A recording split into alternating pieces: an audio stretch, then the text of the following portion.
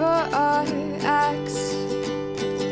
The sea can be deep for our diving. Hope comes and stops us in our tracks. Bravely we prove in our striving, trudging together each day. Where there's a will, there's a way. The views and opinions expressed on Trudging Together are solely those of the host, co-host, and our guests. They do not necessarily reflect the views of any organization, fellowship, or other entity, and definitely not your boss, your neighbor, or that one guy in your home group. The content of this program is not intended to replace medical, psychological, or professional advice. If you're looking for that, please seek guidance from qualified professionals who spent way too many years in school. What you'll hear here is based on lived experience, recovery journeys, and the occasional bad coffee-fueled joke. Trudging Together is not affiliated with any 12-step fellowship. We are simply people sharing our stories and walking this path together, one day at a time. Thank you for joining us, and remember, recovery is serious business, but that doesn't mean we can't laugh along the way. Sometimes I have really good timing. Sometimes. Actually, my timing is usually pretty good. I just say that because Amber's said she's just nice, just walking out of the effing office. Heading to Isaac. All right. Yeah. But hello, welcome. Good to see you. My brain's a little fried. I'm doing some work today, but the recovery beyond relapse is almost ready to go. Well, I still need to make a PowerPoint for it, but I got plenty of time to do that. But yeah, got the word out. We'll see what happens. I even dropped 20 bucks on a little bit of advertising, see how that works. I got 20 bucks to spare. Kind of curious. So yeah, yay. We'll see what happens. All right. Yeah. So, but I'm really liking this event that we're going to be putting on. It's coming together nicely. We're going to teach you specifically. And it's not just for people that are in recovery and stuff. It's also for professionals. If you want to join and take our ideas to be able to help other people, absolutely. Absolutely. It's all about education. So therefore, everybody is invited. We'll be doing some, I think we have some cool things coming up. There's people in this industry that I trust that say I'm on the right road. I'm doing the right things. Yeah, and there's another thing that we're adding, but I'm not going to bring it up here because there's limited money there, and I don't want to give everybody the idea. Welcome to the Daily Trudge. My name is Dion. We're using the spooky font. Welcome to the Daily Trudge. If you are here, please say hello, my friends. All right. Lord only knows what accent that was. It went from vampire to French. Nothing worse than a French vampire. I want to suck your blood. No, that's not even French. How do you like me? How do you like me now, motherfucker? Mother. It's the only thing I can know. Yeah, we say it in jail a lot. 7 signs of couples who are perfect. All right, let's get started. We're going to be in Language of the Heart, if you'd like to follow along, on page 281. What is this? Silkworth and Jung wrote a couple of hold on a second. A cat is doing something they should not be doing.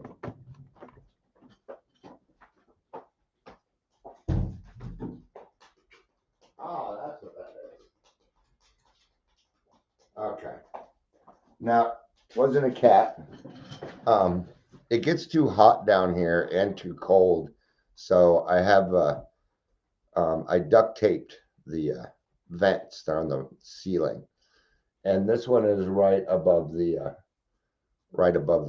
ceiling fan, and it's falling down. So the fan's hitting the tape and it's going tap tap tap tap tap. That's what it was. Just in case you cared.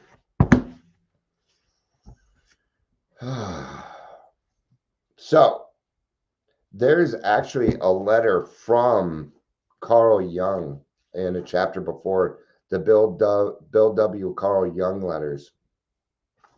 What I'm going to do is I'm just going to read the very last letter that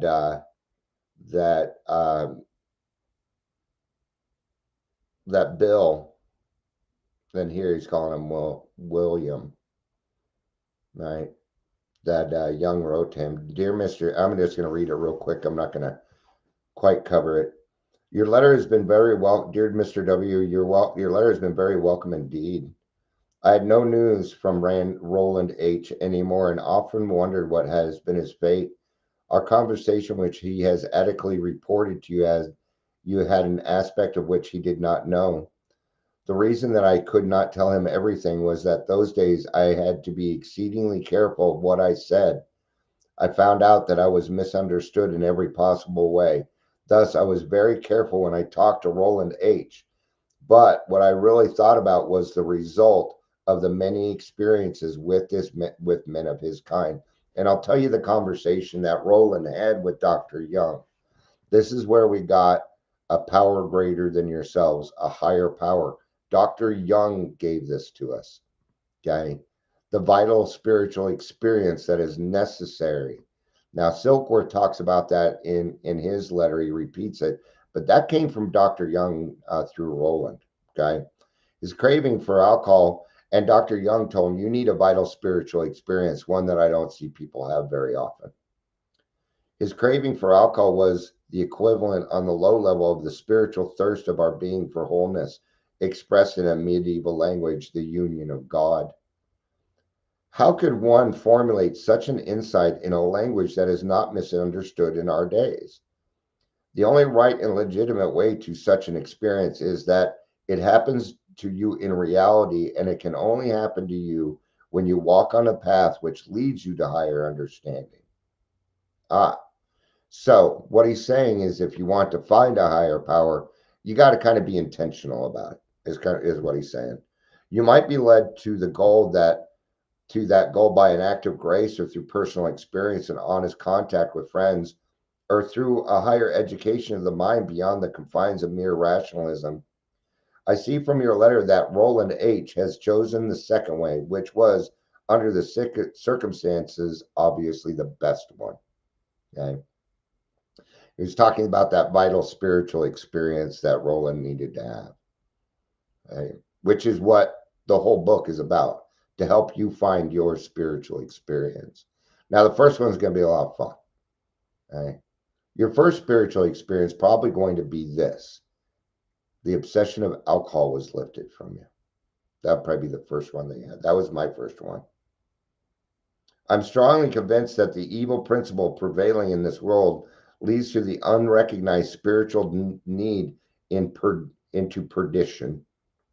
Okay. Now, we have not found a doctor. I say this a lot.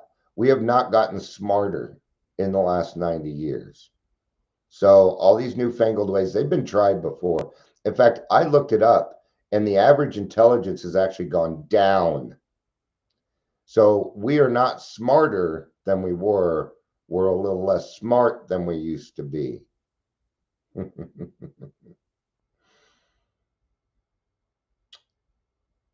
An ordinary man not protected by an action from above and isolated in society cannot resist the power of evil, which is called very aptly the devil. But the use of such words arouses so many mistakes that one can only keep aloof from them as much as possible. All right. People think I'm religious because I say the word God. Yeah. Just think if I brought up the devil in an AA meeting. Ooh, that would bristle some feathers, man. It would. I bring up the devil here every now and again because he exists. Right? He wanted me. So, but yeah, see, just these little words. Hey, Dr. Jung is the one that gave us the higher power concept. So thank you, Dr. Jung, for that.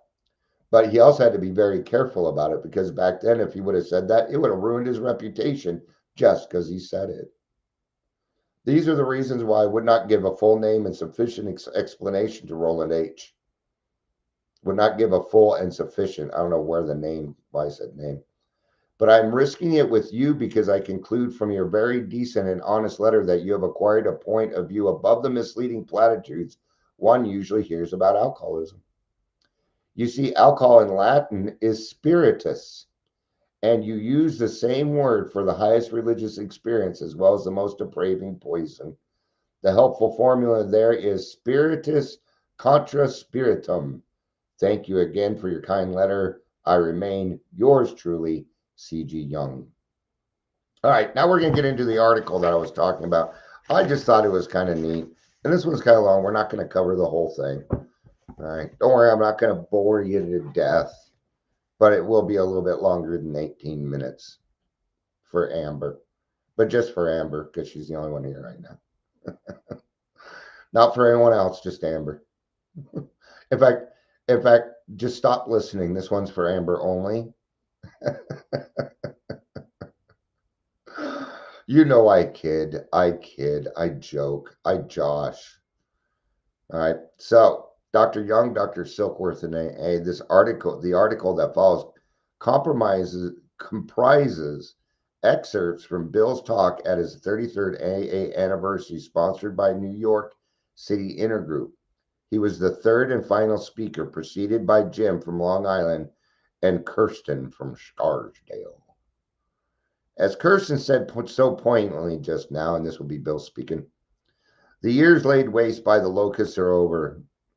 And as Jim so simply remarked, there is a God and there is a grace. Tonight, I think I would like to tell you my own story in terms, first, of the years laid waste and the reasons I now see why this is so, what in my early life contributed to my alcoholism, and then in terms of my belief that there is a God and that there is a grace, and what the outcome has been for me and so many because of that belief. Our chairman tonight remarked on the wonderful friends that AA has had from the start. He might have said the wonderful friends we have had since before AA was even a gleam in the eye of any of us. All right, so there were plenty of people working on this before AA came around. Most notably, Dr. Carl Jung, and Dr. William D. Silkworth. Long before I was sober, long before there was any idea that there would be this AA way for alcoholics to help ourselves, certain men and women were gaining skills and insights that were to make all the difference to us in later years. The thing that characterized all of these early friends of ours who were to donate their skill and wisdom to us in AA was this: in each case where telling contributions were made, the man or woman was spiritually centered, spiritually animated. Tonight, I would like to sketch just one of the historical situations of which our fellowship sprang. Many of you have heard parts of the story before. The story about how Roland H., an American businessman, was getting progressively worse in alcoholism, undergoing one treatment, one so-called cure after another with no result. Finally, as a refuge of last resort, he went to Europe and literally cast himself upon the care of the psychiatrist, Dr. Carl Jung, who was to prove, in the event, a great and good friend of AA. You will recall Dr. Jung as one of the first pioneers in the art of psychiatry.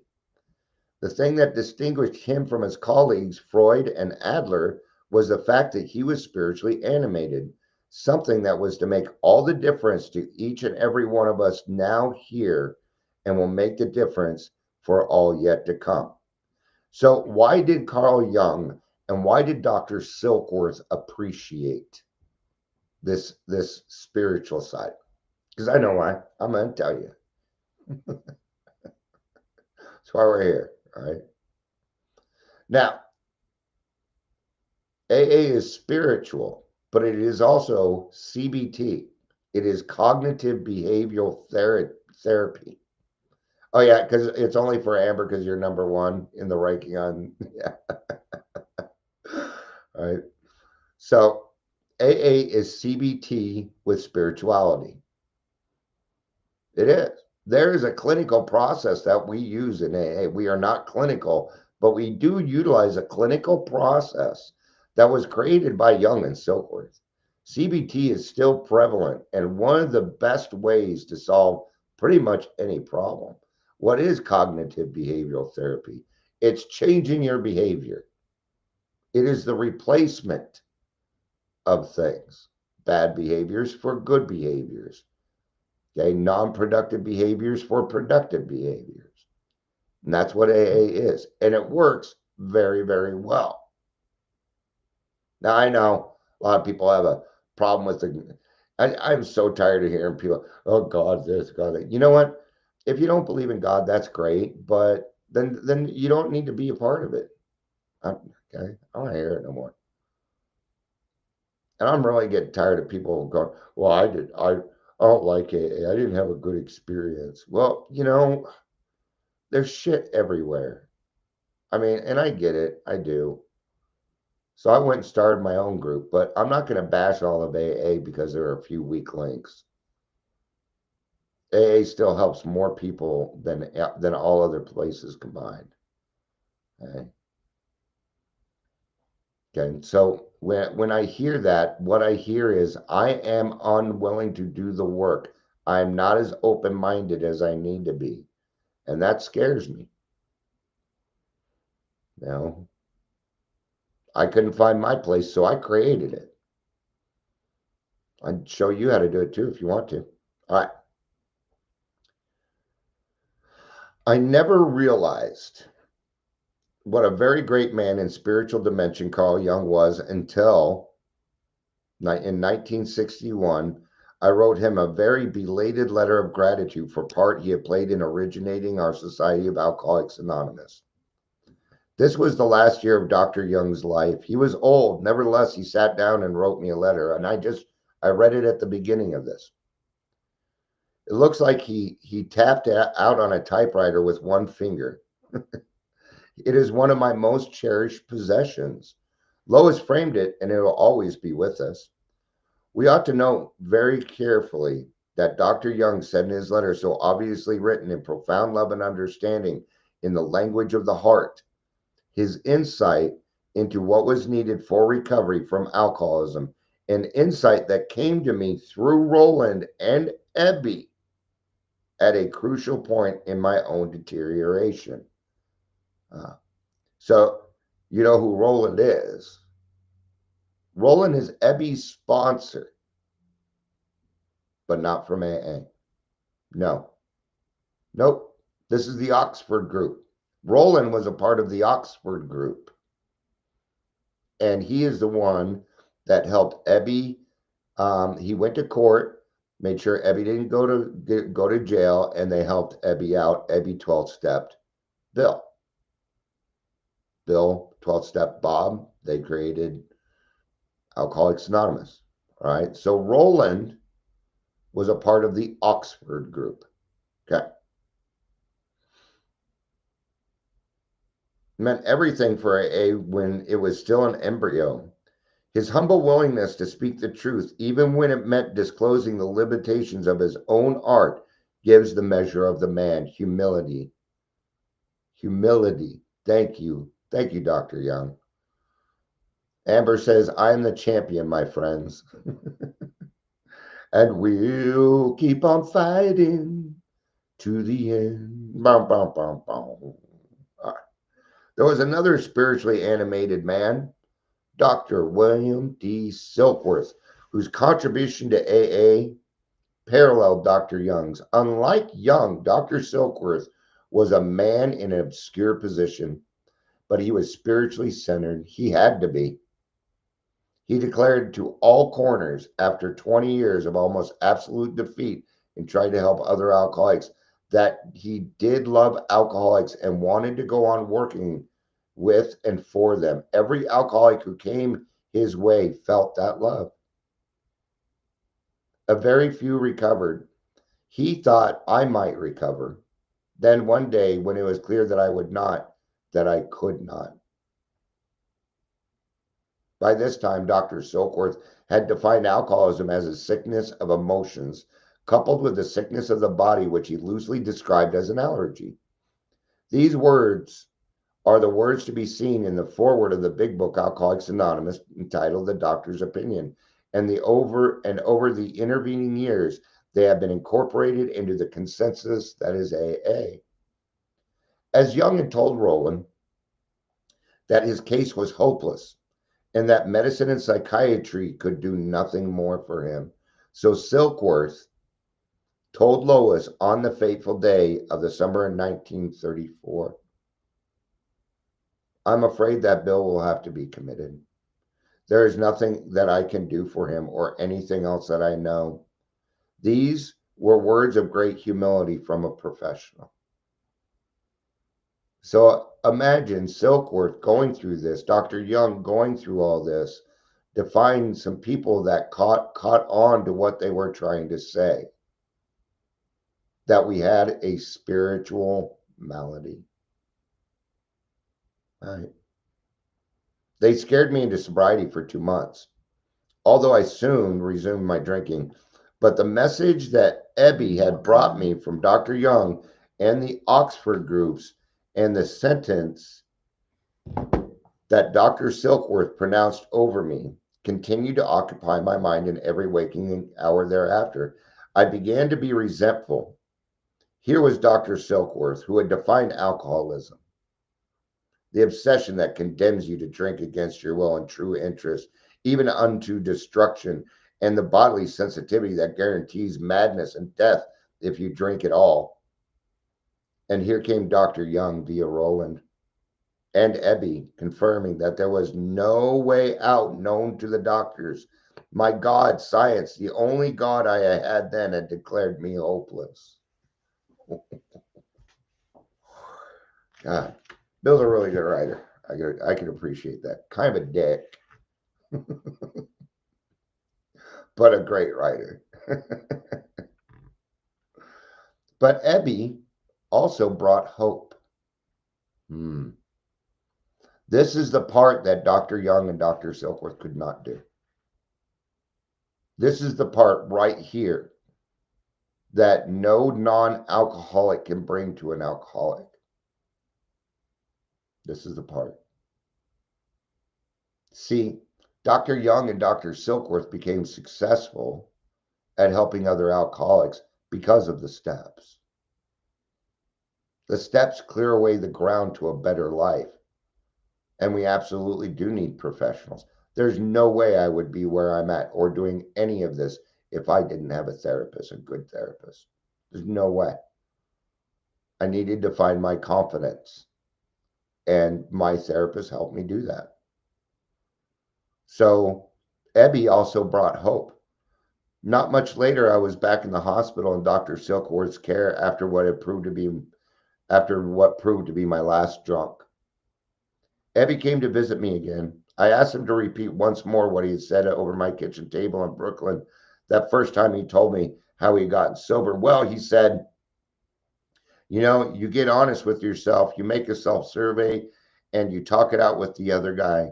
You quit living alone, and you begin to get straight with the world around you by making restitution. You try the kind of giving that demands no reward, either in approval, prestige, or money. And you ask whatever higher power there is, even if it's just an experiment to help you find the grace to be released from alcoholism. I'm going to post that on Facebook when I'm done. That is so good. I'm going to post it on Facebook when I'm done. There was so much there, and it describes everything, and it keeps it simple. I love it. Thank you, Abby. Thank you, Roland. Thank you, Dr. Jung. Thank you, Bill. Thank you, Silkworth. Thank God for everybody that came before me, so that I didn't have to continue repeating the stuff that didn't work. Thank you. as Ebby put it, it was quite simple, quite a matter of fact. And he said with a smile, but this was it. So Ebby finally took his leave. Now the jaws of the dilemma really crushed. I had an all-time block. I can only suppose that any particle of belief that there was a single thing I could do for myself alone was for the moment rubbed out. And I felt myself as a child utterly alone in the complete darkness. And I cried out as a child, expecting little, indeed expecting nothing. I simply said, if there is a God, will he show himself? Then I was granted one of those instantaneous illuminations, the sort of thing that really defies description. I was seized with great joy and ecstasy beyond all possible expression. In the mind's eye, it seemed to me I stood on a high mountain. I was taken there. I had not climbed it. And then the great thought burst upon me. Bill, you are a free man. This is the God of Scriptures. And then I was filled with a consciousness of a presence. A great peace fell over me. And I was with this. And I was with this, I don't know how long. And that is a sudden spiritual experience, right? I believe Oxford Group, the Washingtonians, AA, these things were divinely inspired. I believe that. The big book, divinely inspired. All right. They put out the plain English big book. Yeah. I think I've heard somebody mention it once since it came out. It wasn't divinely inspired.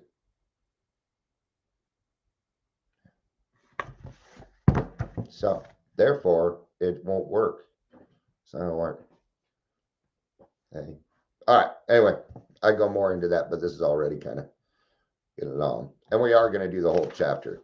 So, if you want to hang out for a little bit, because I'm going through this pretty quick, because I don't have much to say on it. What commenting can I say on this? I'm filling in a little bit of blanks, but I mean, how am I going to speak better than Bill W? I don't think that's going to happen. So we're going to listen to his words. But then the dark side put in an appearance and has said to me, perhaps, Bill, you are hallucinating. You better call in the doctor. So the doctor came. And haltingly, I told him of the experience. Then came great words for Alcoholics Anonymous. The little man had listened, looking at me so benignly with those blue eyes of his, and at length he said to me, Bill, you are not crazy. I have read about this sort of thing in the books, but I've never seen it firsthand. I don't know what it is that you have, Bill, but it must be some great psychic event. Ah, the psychic change, there it is. And you better hang on to it. It is so much better than what you had only an hour ago. Okay, now this is happening pretty fast for Bill, huh? Sudden change, the upheaval of thoughts and ideas. Okay. Alcoholics Anonymous will do for you in months what will take therapy and doctors years and a lot of failures to do for you. Now, when we combine it, then we got the right stuff. Okay? AA is a catalyst. That means it makes it happen faster. And for people that don't experience it, they either won't believe you or it's unexplainable to them. Even to the doctor here, it was unexplainable, but he knew that Bill wasn't crazy. At least not any more crazy, not any crazy about that, maybe crazy about alcohol, right? But even that was better than what he had an hour ago. So it may not happen this quick for you, but if you put in the effort, your life's going to change pretty darn quickly in a matter of months. Right? And I know months can seem like a long time, but it really, in the grand scheme of things, it's nothing. So I hung on. And then I knew there was a God and I knew there was a grace. And through it all, I have continued to feel, if I may presume to say, that I do know these things. I hear what he's saying. I do know these things. God is as much a fact as his book right in front of me. It's just a matter of fact. And I do know it. And it's nice. What is that? We call that God consciousness. Then, of course, being trained as an analyst of sorts, I began to ask myself why this happened to me and why had it so seldom happened to drunks before? Why shouldn't this be the heritage of any drunk? And while I was wondering, Ebby came again the next day, and he had in his hands a message from another great man, Williams James, and the message came to me in a book called Varieties of Religious Experiences. I read the book cover to cover and naturally found experiences corresponding with my own. I found other experiences, however, that were very gradual. I found experiences that occurred outside of any religious association. Now we're getting our answer, aren't we? We're getting our answer. But nearly all of these experiences that were capable of transforming motivations had common denominators of over and above any explanation by association or common discipline or faith or what have you. These gifts of grace, whether they came in a rush or very gradually, were all founded on the basis of hopelessness. See, you didn't know there was a requirement for AA, did you?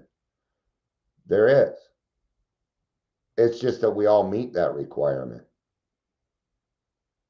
Yeah, but there is, and it's called hopelessness.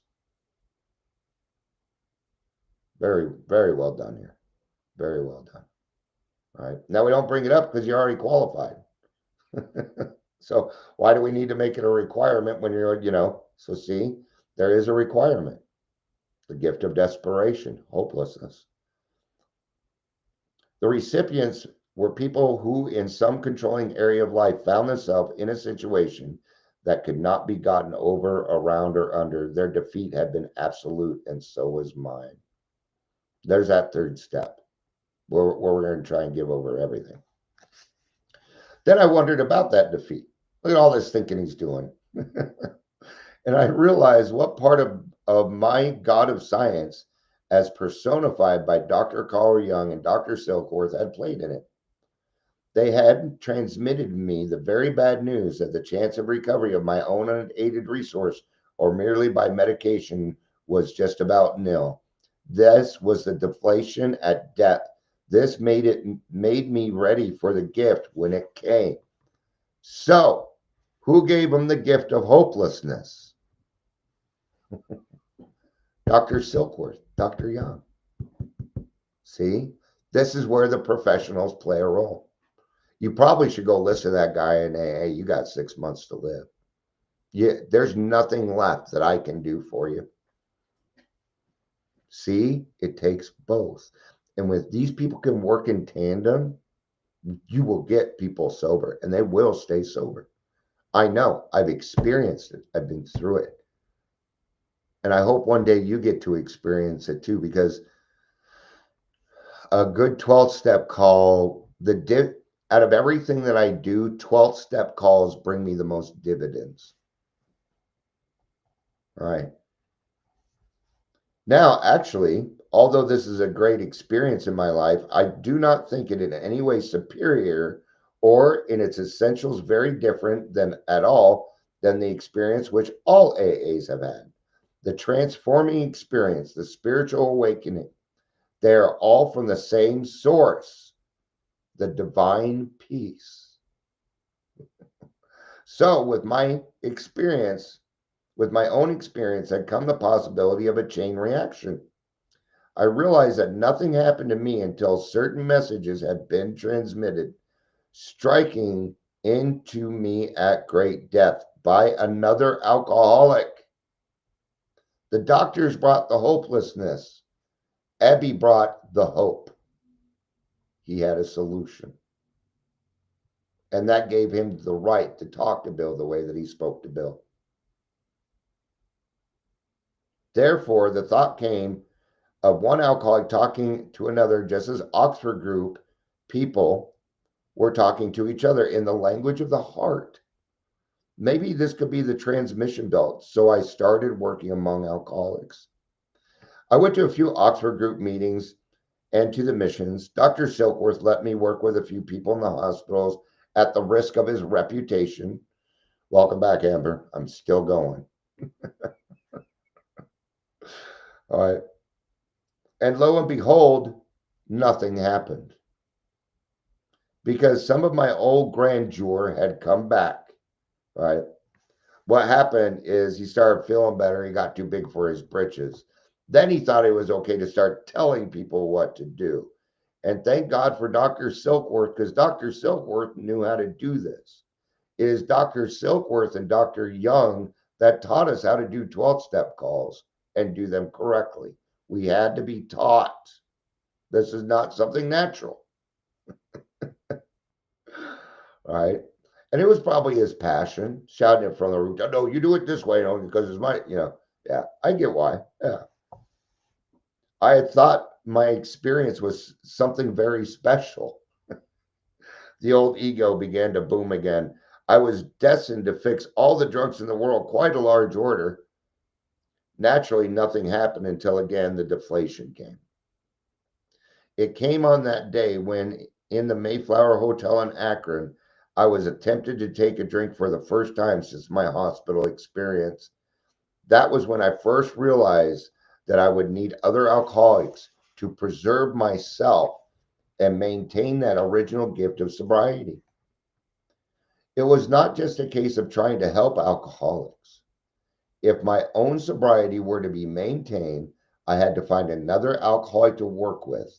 So when Dr. Bob and I sat down for the first time face to face, it was a very different act. I said, Bob, I'm speaking to you because I need you as much as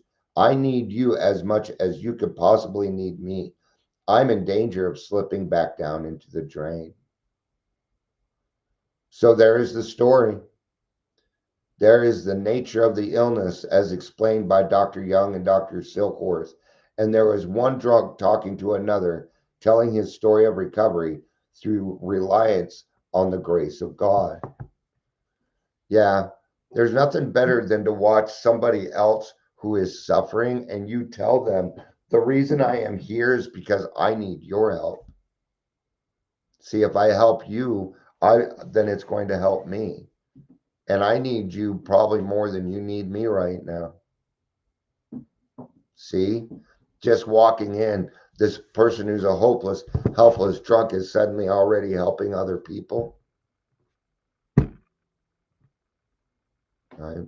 And we're the ones that get to do that. Thank you, everybody, for being here. I appreciate it. I love you. You know I do.